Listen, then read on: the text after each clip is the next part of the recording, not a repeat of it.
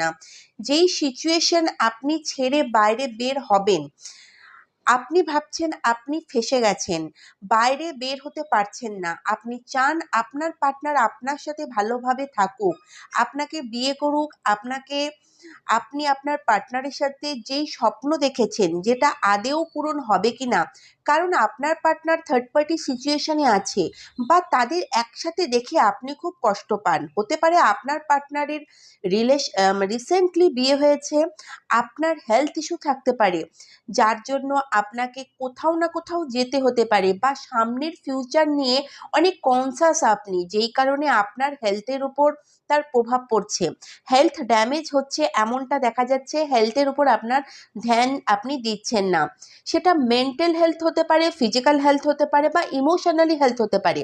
আপনি কোথাও ট্রাভেল করতে পারেন, আপনার এনার্জি এমন দেখা যাচ্ছে।